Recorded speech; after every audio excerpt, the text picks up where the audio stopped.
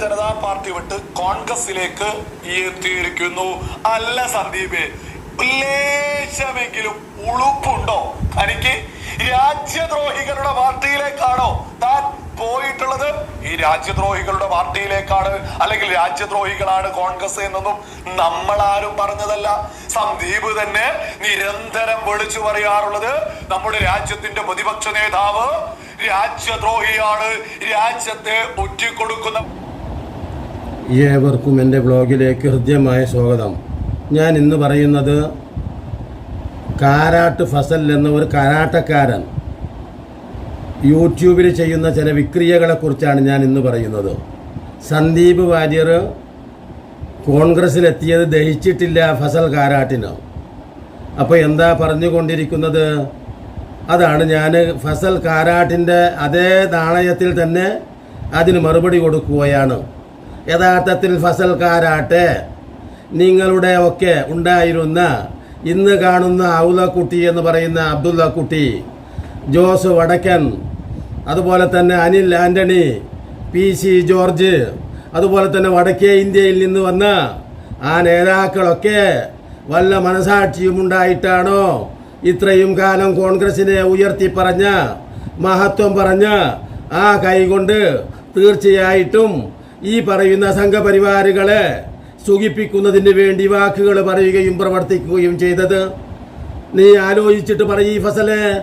കാരണം നീ ഇപ്പം പറയുന്നുണ്ടല്ലോ സന്ദീപ് വാര്യർക്ക് എങ്ങനെയാണ് മനസാക്ഷിക്ക് വിരുദ്ധമായിട്ട് സ്വാഭാവികമായിട്ടും എങ്ങനെ കോൺഗ്രസ്സിൽ ഈ ത്രിവർണ പതാക, കാവി പതാക വലിച്ചെറിഞ്ഞിട്ട് അത് മനസ്സിലാക്കി സന്ദീപ് വാര്യർ ആദ്യം മനസ്സിലാക്കി, ഇപ്പം മനസ്സിലാക്കി, എപ്പോഴും മനസ്സിലാക്കി.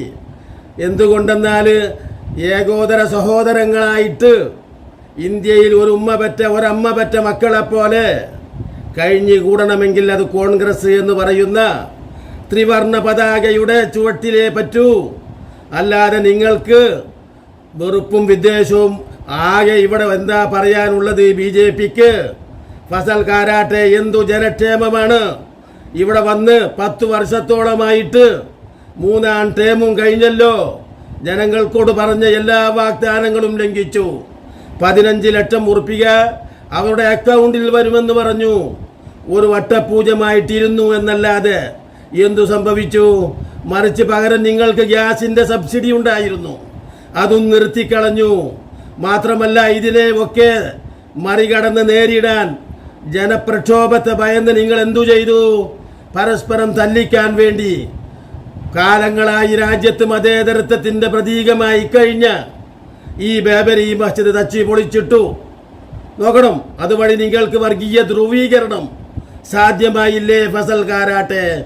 അല്ലാതെ നിങ്ങൾ എന്തു ക്ഷേമ പ്രവൃത്തിയാണ് ഇവിടെ ചെയ്തിട്ടുള്ളത്? ഈ രാജ്യത്തെ ഒറ്റിക്കൊടുത്ത സർവർക്കർ നിങ്ങളുടേതാണ്. സ്വാതന്ത്ര്യ സമരത്തിൽ നിങ്ങൾക്ക് എന്തു പങ്കാണ് RSSന് ഇന്ന് കാണുന്ന BJPക്ക് പങ്കുവഹിച്ചിട്ടുള്ളത്? മറിച്ച് ഒരു വിഭാഗത്തെ ആട്ടിപ്പുറത്താക്കി വിഷമം കാണുമ്പോൾ സ്വാഭാവികമായും സന്ദീപ് വാര്യർക്ക് തോന്നി ഇങ്ങനെയല്ലല്ലോ, ഇവിടെ പല മതസ്ഥരുമുണ്ട്.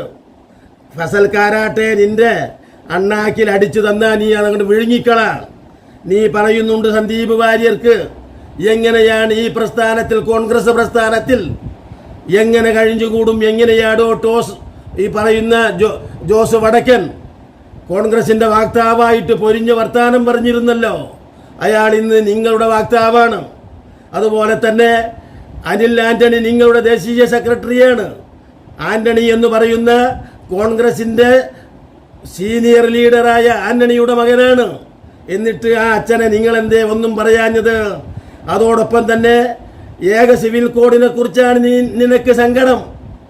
മുസ്ലിമിന്റെ പേര് പറഞ്ഞ് മുസ്ലിമിനെ ഒറ്റിക്കൊടുക്കുന്ന ഒരേ ഒരു വ്യക്തി നീയാണിന്ന്. അബ്ദുള്ള കുട്ടിക്കു ശേഷം രണ്ടാമനായി BJPയിൽ കയറിക്കൂടാൻ ആഗ്രഹിക്കുന്ന അവർക്ക് വേണ്ടി നീതി നോക്കാതെ, ന്യായം നോക്കാതെ, സത്യം നോക്കാതെ ഏക സിവിൽ കോഡ് എന്താണ്? ഏക സിവിൽ കോഡിന്റെ ഗുണം ഒരു മുസ്ലിങ്ങളായിട്ടും ക്രിസ്ത്യാനികളായിട്ടും ദളിതരായിട്ടുമുള്ള ആളുകളെ ഒന്നും ഉൾക്കൊള്ളാത്ത മനുസ്മൃതി, ആ മനുസ്മൃതി നടപ്പാക്കുക, അതാണ് ഏക സിവിൽ കോഡ്. എന്താണ് ഇവിടെ ചെയ്തിട്ടുള്ളത്? ഓരോ കാര്യങ്ങളും BJP എന്താണ് ചെയ്തിട്ടുള്ളത്? ജനക്ഷേമം. മറിച്ച് പരസ്പര വിദ്വേഷത്തിൻ്റെയും വെറുപ്പിൻ്റെയും ഭാഷയല്ലാതെ അവർക്ക് എന്താണ് അറിഞ്ഞുകൂടാ.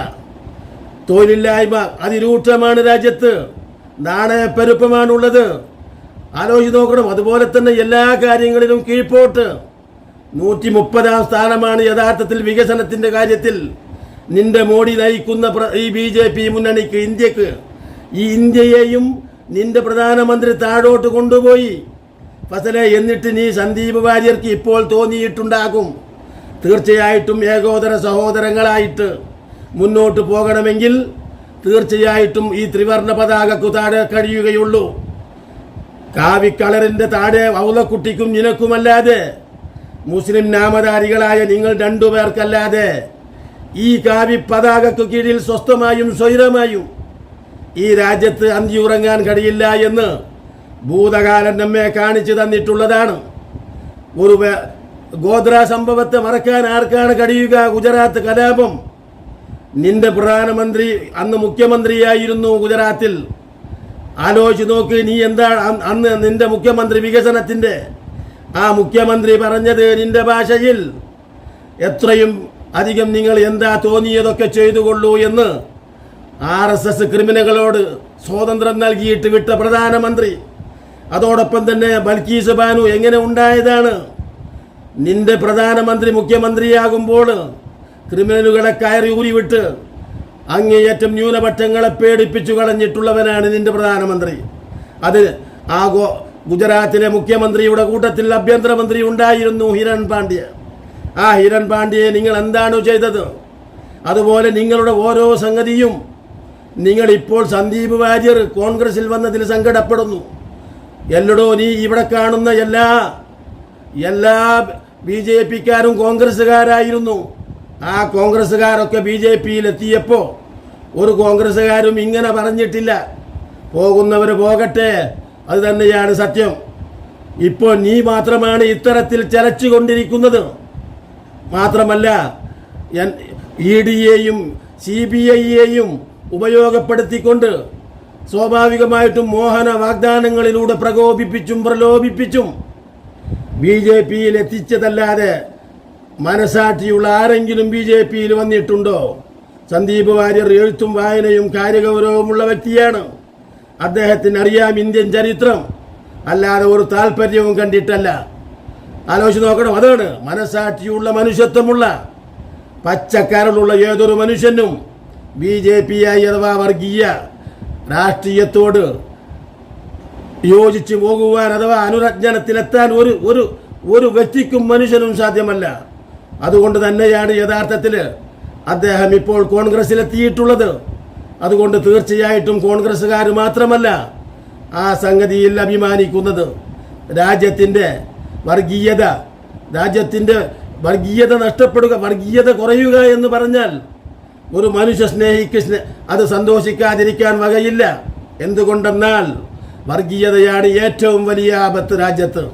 സോഷ്യലിസവും സമാധാനവും സന്തോഷവും വികസനവും വളരണമെങ്കിൽ ഈ രാജ്യത്ത് വർഗീയത ഇല്ലാതാവണം.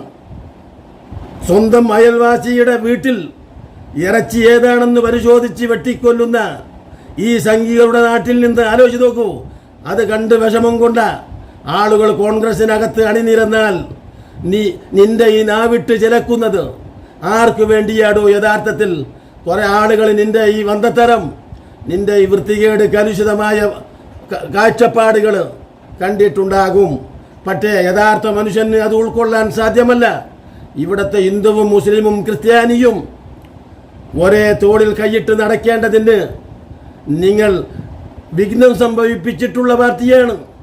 മാത്രമല്ല, ഞങ്ങളുടെ കൂട്ടത്തിൽ ഔലക്കുട്ടിയും ഫസൽ കാരാട്ടും ഉണ്ടല്ലോ എന്ന് പറഞ്ഞുകൊണ്ടല്ലാതെ വേറെ ആരാണോ ഉള്ളത്? മനസാക്ഷിയുള്ള ഒരു മുസ്ലിമിന് യഥാർത്ഥത്തിൽ ഈ BJPക്കൊപ്പം അണിനിരക്കാൻ കഴിയുമോ? ഭൂതകാലത്തെ അവരുടെ പ്രയാസങ്ങൾ അവർക്ക് മറക്കാൻ കഴിയുമോ? മനസാക്ഷിയോടുകൂടെ എന്തൊരു കാര്യമാണ് ചെയ്തിട്ടുള്ളത്? പച്ചവെള്ളം പോലും കുടിക്കാൻ ആലോചിച്ചു നോക്കൂ. പച്ചവെള്ളം പോലും കുടിക്കാൻ വഴിയില്ലാത്ത കഥയില്ലാത്ത ഈ രാജ്യത്ത് നിന്ന് വിദേശങ്ങളിലേക്ക് പോയിട്ടാണ് അടുപ്പിൽ ഒന്ന് തീ കത്തുന്നത്. ആ തീയിൽ ആ തീ പോലും കെടുത്താൻ ഓടി നടക്കുന്ന ഈ സംഘികളുടെ ആലോചിച്ച് നോക്ക്. ഒരു നേരത്തെ ഭക്ഷണത്തിന് വകയില്ലാതെ എവിടുന്നെങ്കിലും കൊണ്ടുവന്ന് ആ ഭക്ഷണം പാകം ചെയ്യുന്ന അടുപ്പുകളിൽ പോലും വെള്ളമൊഴിച്ച BJP-ക്കാർ NRC-യുടെയും CAA-യുടെയും പേര് പറഞ്ഞ് ഒരു വിഭാഗത്തെ ആട്ടിയോടിച്ച് എന്നും ബേജാറോടുകൂടെ ആലോചിച്ച് നോക്കണം, എന്നും ഭയപ്പാടോടുകൂടെ അല്ലാതെ ഈ മുസ്ലിമിന് ന്യൂനപക്ഷത്തിൻ്റെ ഇന്ത്യയിൽ കഴിയാൻ യാതൊരു വഴിയുമില്ലാതെ നട്ടം തിരിയുന്ന കാലത്ത് സന്ദീപ് വാര്യരെ പോലെയുള്ള പച്ചക്കരളുള്ള മനുഷ്യന്മാർ വർഗീയതയെ വർജിച്ചുകൊണ്ട് സ്വാഭാവികമായും മനുഷ്യത്വത്തെയും കാരുണ്യത്വത്തെയും സ്നേഹത്തെയും സ്വീകരിക്കാൻ തയ്യാറായത് അഭിനന്ദനാർഹമായ കാര്യമാണ് എന്ന് പറഞ്ഞുകൊണ്ട് ഫസൽ കാരാട്ടെ, നിന്റെ ഈ കാരാട്ടയ്ക്ക് യാതൊരു പ്രസക്തിയും നിരക്ഷരരായ നീ പറയുന്നത് നിരക്ഷരരായ വടക്കേ ഇന്ത്യയിൽ നടക്കും, സാക്ഷരരുള്ള കേരളത്തിൽ നടക്കില്ലടോ എന്ന് പറഞ്ഞുകൊണ്ട് ഇനിയും നല്ല നല്ല വീഡിയോകളുമായി നിങ്ങളെ കണ്ടുമുട്ടുന്നത് വരെ നിങ്ങൾക്ക് നന്ദി.